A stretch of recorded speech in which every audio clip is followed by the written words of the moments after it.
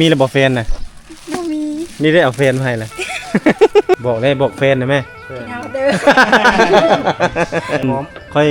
ค่อยเศร้าโสดเลยเด้อค่อยมีแฟนแล้วค่อยเศร้าโศกเลยเด้อมีแฟนแล้วมีครูแล้วมีลองเพิ่มเนาะเอามันตายว่ะเช็ดบ่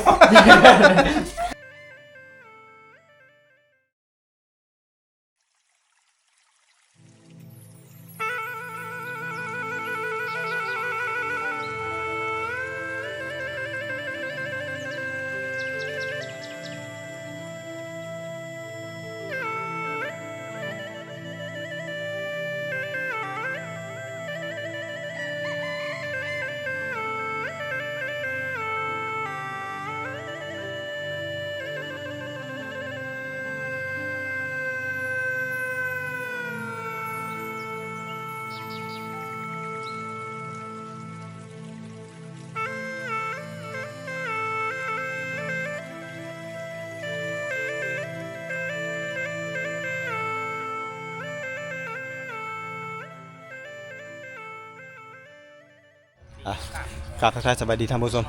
ตอนนี้บรรทุกอยู่ที่เมืองวิลาบุรีแขวงสวรรณเขตวันนี้บรรทุกและทีมงานจะได้พากันเดินทางไปที่เมืองบัวละพาเปลี่ยนเส้นทางการเดินทางจากท่าบังเมืองเซปูนแขวงสวรรณเขตเนาะเพราะว่าอากาศร้อนอบอ้าวและพิเศษมีทั้งผู้ใหญ่ใจบุญจากประเทศไทยนำและก็จากUSA นำเนาะผู้ใหญ่ใจบุญเพิ่นได้มอบหมายภารกิจให้บรรทุกนี้เนาะเอาเครื่องของไปมอบให้น้องอลิศก็คือมีพัดลมแล้วก็กอปักเสียบแล้วก็เงินจำนวนหนึ่งไปมอบให้น้องสาวเพิ่นที่บ้านไม้บางเงือกแล้วก็จะได้เดินทางเลยไปที่บ้านกะอีเมืองบัวละพาแขวงขมวนเป็นเส้นทางที่ว่าโหดเนาะต้องได้ข้ามภูข้ามผาข้ามห้วยเพื่อจะนำสิ่งของเนาะบ่ว่าจะเป็นข้าวของเครื่องใช้เนาะเป็นผ้าห่มเป็นเสื้อผ้าหน้าเพไปมอบให้น้องสาวอีกคนหนึ่งเนาะนับตั้งแต่พูดแหละสมัยบรรทุกไปถ่ายน่าจะประมาณ4 ปีขึ้นหลังแล้วเพิ่นก็ได้เบิ่งคลิปเบาตุกแต่บ่ฮู้ว่าน้องสาวเพิ่นเดี๋ยวนี้นี่ใหญ่เป็นสาวแล้วบ่หรือว่ายังเฮียนอยู่บ่เนาะเพิ่นก็เลยมอบหมายให้ภารกิจให้เบาตุกนี่เอาเครื่องของไปให้และจุดประสงค์มื้อนี้ถ้าเฮาจะเดินทางไปหาน้องอลิศก่อนหลังจากเสร็จภารกิจที่บ้านน้องอลิศเรียบร้อยแล้วมื้ออื่นเนาะเป็นมื้ออื่นแล้วถ้าเฮาจะได้เดินทางไปหาน้องสาวหรือว่าไปตามหาก็ว่าแม่นเนาะ4 ปีแล้วที่บ่ได้เจอหรือว่าบ่ได้ไปถ่ายเนาะเบาตุกก็เพียงแต่ว่าไปถ่ายผ่านๆไปแล้วก็บ่ได้ไปอีกเลยเนาะนี่เครื่องของเท่าที่เกี่ยมมาก็นี่แหละมีผ้าห่ม3 ผืนพี่น้องเป็นผ้าห่มนุ่มๆนิดนึงเนาะแล้วก็มีพัดลมพี่น้องเนาะมีพัดลมมีปลั๊กเสียบและอันนี้เป็นประเภทเกิบเสื้อผ้าหน้าเพที่จะเกี่ยมไปให้น้องสาวที่บ่เห็นกัน4 ปีนับตั้งแต่บรรทุกไปถ่ายคลิปมื้อนี้ทีมงานเฮาเดินทางนำกันแม่น3 คนเนาะมีเบาใจเนาะแล้วก็มีพอสีหอมเพิ่นเดินทางนำกัน3 คนในช่วงระยะอากาศร้อนๆเนาะถ้าเฮาอยู่ที่ตลาดเมืองวิลาบุรีเนาะแล้วก็มาแวะซื้อไก่พี่น้องมาแวะซื้อไก่เพื่อจะไปเป็นเสบียงอาหารในการเดินทางไปถ่ายคลิปของเรานี่ไก่แม่นตัวนึง150,000 กีบไปอันนั้นเองประมาณค่าเองบ่มาแล้วเอ็ดเลยรู้แล้วไปแล้วมีแต่ฟักเอ็ดกินเลยได้ไปหมดบนได้150,000 กีบประมาณตัวละ200 กว่าบาทพี่น้องเนาะ200 กว่าบาทเพิ่นคั่วให้เรียบร้อยละเอียดเลยมาสามารถมาฟักสมอลมาอุดหนุนเพิ่นได้อยู่ที่นี่แหละหลังตลาดเมืองวิระบุรีเลยเนาะนี่เพิ่นขายเป็ดขายไก่ครบหมดอยู่ในนี้เนาะมีทั้งหมูทั้งเป็ดทั้งไก่ครบราคานับตั้งแต่200,000 ปลายเนาะไก่กัน100,000 ปลายก็มี100,000 ก็มีนี่ครบเลยพี่น้องแล้วก็ทางนี้ขายหมูเนาะอลิบ้านเฮา เขาเอิ้นว่าอลิอันนี้เนาะตัวอลิเกิดอยู่นี่เลยห้ามเมาไปเลยมาเกิดนี่เลยราคานี่แพงอยู่บ่ช่วงปีใหม่นี่ตัวเท่าเลยซ้ำนี้600,000 ปลาย600,000โอ้ตัวพุ่นเนาะ600,000ตัวนี้เด้โอ้600,000 ปลาย6,500 7,500 เนาะประมาณนี้นี่พี่น้องสามารถมาอุดหนุนเพิ่นได้เด้อนี่เด้อตัวใหญ่ตัวน้อย8,500 ก็ได้ย่างนี่แห้งหลายเนาะตัวพุ่น8,500 บ่9,500 ตัวนี้9,500เบิ่งดูย่างนี่หลาย7,500 ได้ครบมันเนาะหมูลาดอันนี้หมูเอามาแต่พูดแหละชนบทพุ่นน่ะนี่เอามาขายเนาะสามารถมาอุดหนุนเพิ่นได้เด้อน้องเพิ่นมาได้เฉลิมน้องมาแต่หลายบ่อนคนละที่เลยไปคนละจุดแม่นผู้ไทยเฮาผู้ไทยนี่เจ้าแล้วค่อยมาแต่ขมวน แม่น พา แม่นมา บ้านนี้มาจะโชว์ มาสองคนมาเป็นพี่ อยู่นํกัน ผู้ไทยนี่ผู้ไทยมึงอาจจะทอดครับ เอานี่แหละพี่น้องหลังจากที่ได้ใกล้แล้วทางก็สิออกเดินทางตัวนี้กันแล้ว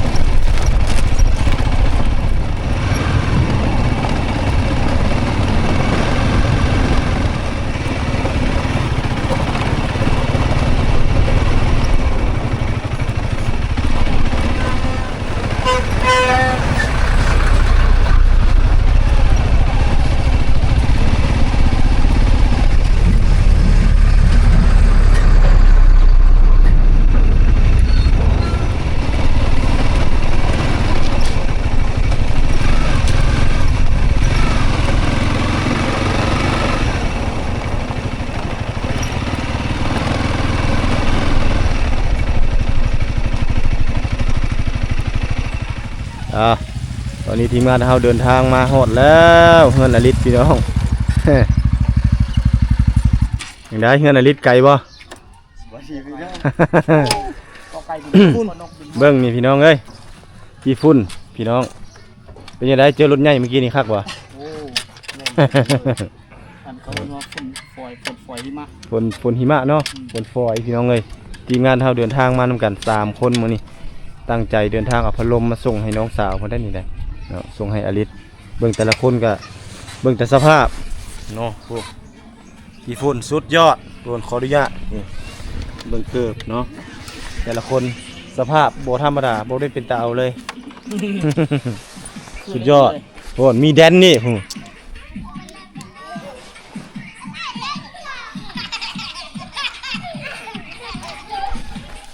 เด็กน้อยเปิดเพลงแดนกับเต้นนะครับว่า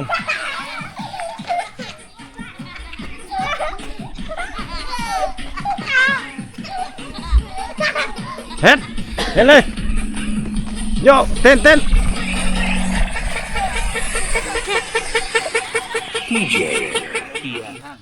เกือบ รอบได้เมื่อกี้ดีกว่า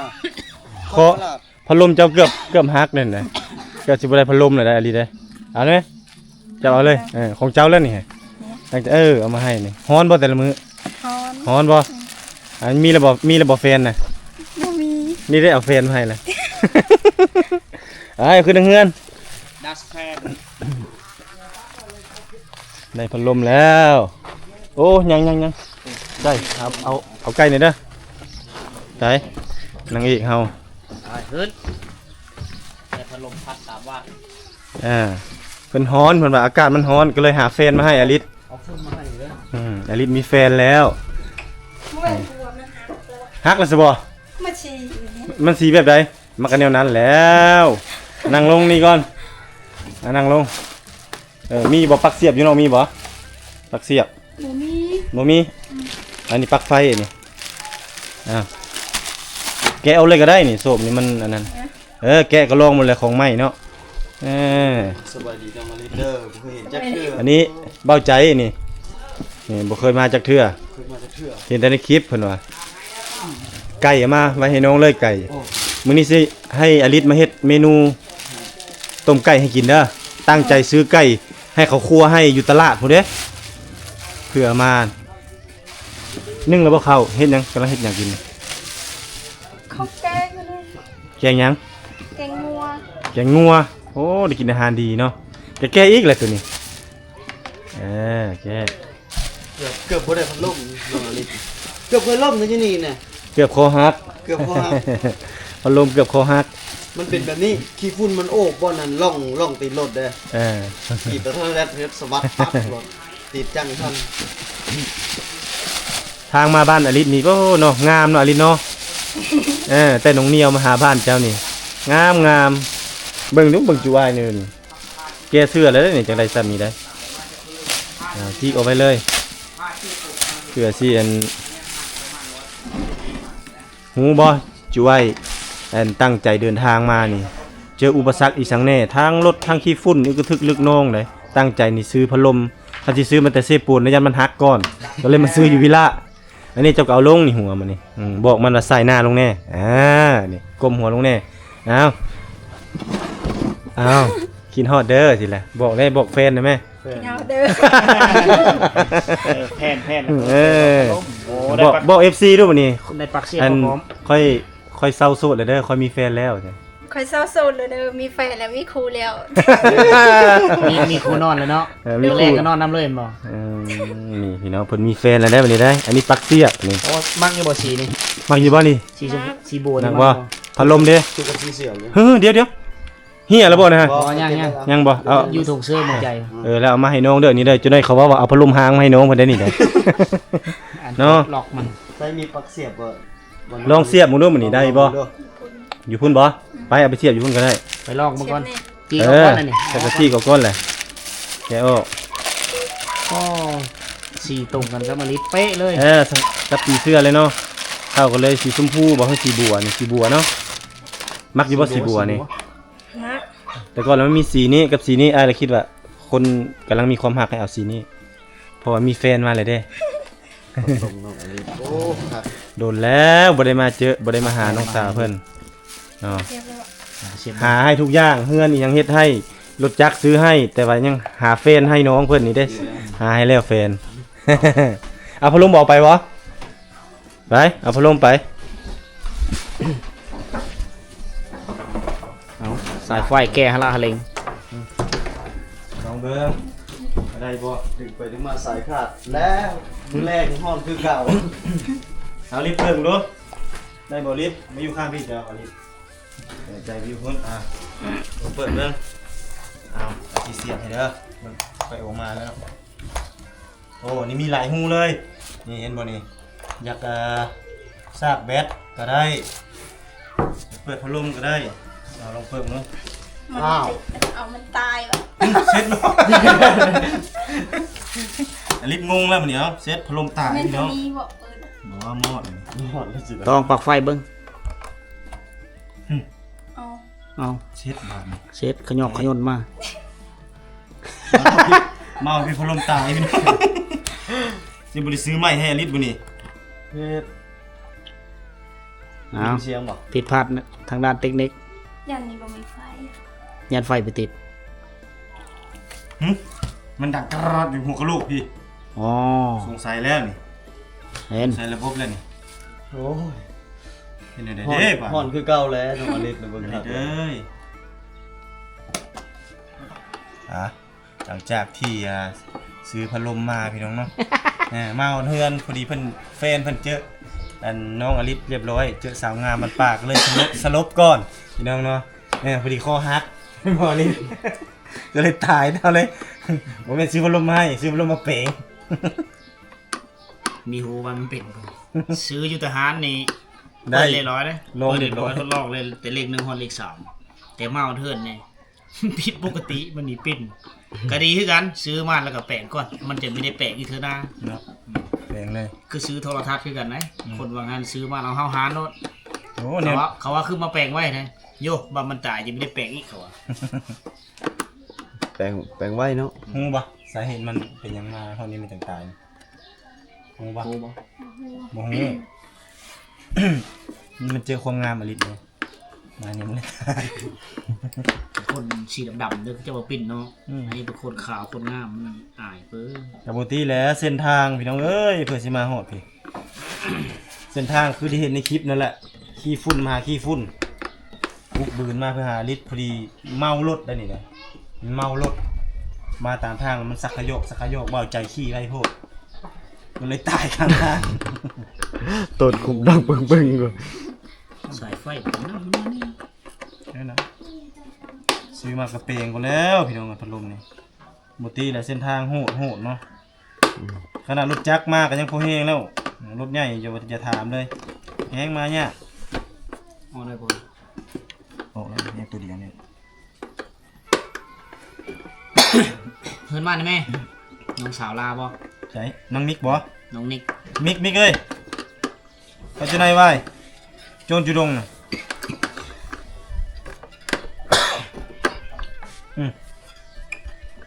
ทำให้ดีใจเนาะลินเนาะ โดน มาแล้วในบัดนี้ ดีใจสุดท้าย ดีใจคือเก่าเลยเนาะลิกเนาะดีใจที่ได้มั้ง ให้หอมจับก่อนสุดท้ายมากครับแล้วสำเนาะแล้วเข้าไปเปิดกระต่ายสิพี่น้องเอ้ย ดีใจที่ได้มั้ง ได้บนนี้ได้บนโอ้ได้ตัวนี้ได้ตัวนี้เปิดสิได้อยู่เลยมันฝืดได้ของใหม่โอ้ยนี่ ฮะ เห็นนี่ สิเลย นี่ดูนั่นเด้ โอ้ สองสาม สมพอ แม่นนี่สาเหตุนี่เห็นบ่นี่มันสักขยอกมันลดนี่ เราไปวางเบิ่งอยู่พุ่น นี่สามสายสองสายเนาะนี่เห็นอะไรนี่ กูบอกโซนมันบัดนี่ ปัญหา บวกมันเลย เด้ๆสายเลขมันนะ เออ อยู่หันอันนึง นี่2เลขน่าจะใช้ได้ อันนี้อันนึงนี่แต่ตัวนี้บ่ฮู้มีสองสายแล้วบาดนี้เข้ามา ซับกันก็ได้ นี่ แต่ นี่ มัน ตัว สิ นี้ ซับ เป็น เลข แม่นตัวแม่นบ่ ลองมาเปิดไม้เบิ่งลองเสียบตัวซ้ายที่มันได้นะมันจะหมุนรถ บ่ มันบ่ได้แล้วมันต้องโต้พ่วงกันหมด มันมีสายมัด มันมีตัวมัดนำกินนี่เนาะโอ้ยตัวนี้อีกมันต้องมีอันนั้นมาจิ้มมันจึงจะได้นี่นะ นี่แต่วิธีต่อสายพัดลมเกียร์มันหลุด ไม่ได้ว่า ทำยังไง ต้องบ่มีอันนั้นได้นี่ได้ บ่มีพี่เหรอ บ่มีอุปกรณ์นี่แหละ มัดเอา มัดบ่ มันเอา เบิ่ง มาให้สิหอมเฮ็ดบัดนี้ตัวนี้ ติงซองเบิ่งซื่อซองเบิ่งก่อน โอ้ยลิดเอ้ยหาแฟนมาให้ก็ได้สู้ก่อนเนาะแฟนไปแค่สิหอมกูเฮ็ดอีก เอ้ยเจ้าสิได้พัดอยู่บ่เด้อลิศเอ้ย อุตส่าห์ตั้งใจเลือกเอาตัวที่ดีมาให้ผัดเป็นนั่นนี่ซ้ำทางสักกะโยกเนี่ยมันหลายกิโลเนาะแต่วิละมาก็7-80พุ่นบ่ สร้างมางเลยเหมือนสร้างแปลงนึง นะเฮ็ดแม่สีหอมเฮ็ดได้ปานนี้ได้ น้องอลิศขึ้นแล้วปุ้งคอเห่าของใหม่พันบ่ได้ของใหม่ พัดลมใหม่ไอ้ตุกสิพัดลมหางใหม่ ลอกข้างใน ลุดมาแล้วทางในป้าจะมันไปลุดได้แนวใดเนาะงึดบ่ บ่แหละบ่เงึดจะดีทางมันขยอก เนาะ ทางมีแต่คุมบุญนะบ่มันลือช่ำนี้ ยัดโคหักตายกลางทางก็บ่แฮงแล้วพัดลมนี่ มันนักสายมันเด้คันเฉพาะสายนิดหน่อยมันเป็นยังพวกอันนี้มันตีงเด็กก็แกกเลยรุดเลยเดี๋ยวเขาคอดเล็กลวดนั่นว่ะ เราใจเพิ่นก็ซิงเด้ ไปหักมา เราใจเพิ่นก็ซิงย่านนั้นน้องอลิศฮ้อนมื้อแรงบ่เอาพัดลมมาให้ เอาไปเอามาตายมา เอาไปมาพัดลมตาย มั ซ้ำ นเป็นแนวเลอ นั่นแหละเอาสายสี บาดนี่ สีขาวไปแล้วบ่เอาคลิปนี้ก็จนค่ำจนมืดพี่น้องเอ้ยก็มาแต่เบื้องต้นเนาะแต่เฮาก็ FC ผู้ใหญ่ใจบุญจากประเทศไทยเนาะก็เพิ่นเฮ็ดเวียกอยู่เมืองหงสาแขวงสัญญาบุรีเพิ่นเป็นคนไทยนั่นแหละเพิ่นก็เคยฝากเงินมาให้อลิศหลายเทื่อได้ที่เดินทางมาแต่ละเทื่อเลยและมื้อนี้เพิ่นเซอร์ไพรส์ก่อนปีใหม่เนาะก่อนปีใหม่ลาวเพิ่นละให้เบ่ตุกนี่เนาะมามอบนี่แหละพัดลมเห็นอลิศนี่บ่มีพัดลมเนาะก็เลยเอาพัดลมนี่มาให้เบ่ตุกนี่ซื้อพัดลมนี่มาให้แล้วก็สายปักเสียนี่เนาะคือมือเว้นนี่เนาะเห็นนํกันเนาะมาแล้ววันนี้แหละ ด้วยหนึ่งก็ด้วยเส้นระยะทางเนาะแล้วก็เส้นทางก็ค่อนข้างโหดแน่เนาะแล้วก็เลยเฮ็ดให้พัดลมเฮาซื้อมานี่มันได้กระแทกกระทั่งนั่นนี่ก็เลยเฮ็ดให้สายไฟทางด้านในน่ะขาดเนาะก็คือที่ได้เห็นในคลิปวิดีโอทั้ง3คนเฮานั่นแหละเพราะว่าเส้นทางก็คือได้เห็นนำกันนั่นแหละจากขี้ฝุ่นจากอีสังต่างๆเนาะเลยเฮ็ดให้พัดลมนี่เพแล้วบรรทุกเสียพัดลมนี่กลับคืนไปแปลงเนาะแต่ว่าบ่เอาพัดลมตัวนี้มาให้น้องได้แล้วสิซื้อพัดลมใหม่ให้น้องมื้ออื่นเนาะสิซื้อสิเอาพัดลมใหม่ให้แต่ตัวนี้สิเอาไปแปลงเนาะเอาไปแปลงแล้วสิเอาไปให้เสี่ยวซะตัวนี้เนาะสิเอาไปให้เสี่ยวจนท่าปะอยู่นั่นเนาะเพราะว่าบรรทุกมาก็ได้เว้น้องนั่นตลอดเนาะแล้วก็นี่เป็นเงินจำนวน1 ล้านกีบเนาะมอบให้น้องอลิศเนาะอันนี้เป็นของขวัญปีใหม่เด้อของขวัญปีใหม่ได้ไหมเด้อนี่1 ล้านกีบนี่สุดก่อนก็เอามามอบให้จักเท่าใดว่าเอามาให้ตอนนั้น2 ล้าน 2 ล้านสุดก่อนเอามาให้2 ล้านตอนเจ้าบ่อยู่จักเจ้าไปไสตอนนั้น ไปทางให้ ไปทางให้เนาะสุดก่อน2 ล้าน FC จากอเมริกานี่ FC จากประเทศไทยตัวนี้เอาจับมาเอาเดี๋ยวถ่ายรูปนำได้จังหน่อยส่งบอกเพิ่นเนาะเพราะว่าเพิ่นก็อยากเห็นแน่เนาะเพิ่นบอกว่าฝากความคิดฮอดคิดถึงอลิศเด้อเพิ่นบอกว่าเนาะเพิ่นก็เฮ็ดเวียกเฮ็ดงานคือกันเอาถ่ายให้นี่เอาเดี๋ยวสิจัดจังได๋เพิ่นบ่ซื้อได้เนาะมาแล้วก็ลงตักบ่นอน ลงตั้งจังยิ้มได้แม่นี่ แนมกล้องโทรศัพท์ไปเด้อ แนมกล้องโทรศัพท์ เด้อเราไปทางไหน ต่อ1 2 3โอเคโอเคเอานี่เป็นไงแม่ดีใจบ่มีคนหาคนเพลงลูกสาว ดีใจอ่าน ดีใจเนาะเอาออกซะโทรศัพท์ถล่มนี่ไม่ได้เห็นอะไรตัวนี้มา เจอได้รอได้อ้อได้นี่เลย ฮะเจอแล้วอย่าพาเจออย่าเข้ามาก่อนแหละมาใกล้ๆลูกพี่สัมภาษณ์นี่ นะแม่กับลูกก็นั่งเครือๆกัน ครับใกล้กัน หอนหอน ซ้ำผู้บ่าวกับผู้สาว โอ้ยกูว่าเลยแม่คือเลย ไอ้บ่อยากเบิ่งอลิศเป็นแบบใดนะให้เบิ่งแม่แล้วก็แล้วคือกัน ท่า เนาะ ทาง ยับเข้ามาบ่เป็นผู้บ่าวกับผู้ โอ้ย สาว นี่กันแล้วอ่ะ ย้ำเข้ามาลิ้นย้ำออก ยับเข้าไปอีกเจ้าจังน้อย อยู่นี่ อยู่นี่อยากอยู่ใกล้ผู้ เอ้า บ่าวนี่ อืม อยากอยู่ใกล้แฟนนี่แฟนมากกันใส่การบ่ได้ใส่แฟนย่ามื้ออื่นสิซื้อมาให้ใหม่อีกทดแทนเนาะพี่น้องเนาะเฮ็ดให้มันปีบ่มีไผอยากให้ปีเอ้ามีแต่อลิศนี่บอกผู้ใหญ่ใจบุญเพิ่นนั้นที่เพิ่นมอบเงินนี่ให้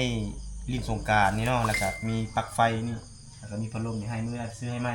ตัวนี้มีหยังอยากบอกเพิ่นเลย ใจหลายๆเด้อที่ฝากเงินมาให้ซื้อพัดลมให้เขาให้อาย เอาว่าประมาณนี้ขอบบุญขอบคุณเอาว่าพวกเนี่ยขอบบุญ โอ้ยก็อาย สิอายยังว่าตามอ้ายนี่ขอบบุญขอบคุณ อายนั่นหัว อ้ายไผหัว น่าจะเป็นเดี๋ยวนี้ เราเป็นคนตลก ได้จะเป็นเดี๋ยวนี้ นกมือขึ้นลูกนกมือขึ้น นกมือประมาณนี้ขอบบุญขอบคุณ ขอขอบคุณกับคุณ ผู้ใหญ่ใจบุญ ผู้ใหญ่ใจบุญ ที่เมตตา ที่เมตตา หลานน้อยอลิศ ลาน้อยลิศ ที่ซื้อ ที่ซื้อ พัดลม พัดลม กับปักเสียบ กับปักเสียบ พร้อมมอบเงิน1 ล้านกีบ พร้อมหมดเงิน1 ล้านกีบ น้องเอง น้องเอง ก็บ่มีหยังจะมอบให้ ก็บ่มีหยังสิมอบให้ นอกจากคำอวยพร นอกจากคำอวยพร ขอให้ผู้ใหญ่ใจบุญ ขอให้ผู้ใหญ่ใจบุญ จงมีแต่ความสุข จงมีแต่ความสุข ความเจริญ ความเจริญ สาธุประมาณนี้แหละเนาะบ่มีหยังหลายเด้ออันนี้ก็ถือว่าเป็นนางเอกเบอร์1ตลอดกาลของซองบ่าวทุกเนาะที่ว่าFC ที่ได้เห็นคลิปของน้องเพิ่นด้วยความใสซื่อบริสุทธิ์เนาะโดยที่ว่าบ่มีการเสแสร้งเนาะแล้วก็ได้ช่วยเหลือส่งเสริมเพิ่นด้วยดีตลอดมาจนถึงปัจจุบันนี้ก็ต้องขอขอบคุณอีกเทื่อนึงกับผู้ใหญ่ใจบุญและบ่าวทุกภารกิจของบ่าวทุกในมื้อนี้ที่เดินทางมาที่มามอบเงินให้พร้อมด้วยนี่แหละเอาผู้บ่าวน้อยมาให้น้องอลิศเนาะก็ถือว่าสำเร็จแน่แต่ก็ยังบ่สำเร็จเพราะว่าพัดลมนี่ใช้การบ่ได้เนาะบ่ทุกมื้อต้องรับผิดชอบอีกก็คือต้องได้ไปซื้อพัดลมใหม่มาให้น้องเพิ่นเนาะเพราะว่ามื้อนี้ก็ต้องอดเอาซะก่อนเด้อนอนฮ้อนไปซะก่อนมื้ออื่นจักสิมาอีกเนาะเอ้าก็บ่มีหยังหลายท่านผู้ชมเนาะทีมงานเฮาก็เดินทางมามื้อนี้ก็เกือบ100กว่ากิโลเนาะบุกบั้นเพื่อสิมาหานางเอกคนงามนี่เนาะก็หวังว่า FC ทุกท่านเนาะที่ได้เห็นคลิปทาง3ไอ้น้องเฮาที่ได้มาถ่ายน้องอลิศนี่ก็อาจจะแบ่งปันความสุขให้กับหลายๆคนที่คิดฮอดคิดถึงน้องอลิศเนาะ พบกันใหม่คลิปหน้าท่านผู้ชมสำหรับคลิปนี้บรรทุกและน้องอลิขอลาไปก่อนนะสบายดีบ๊ายบาย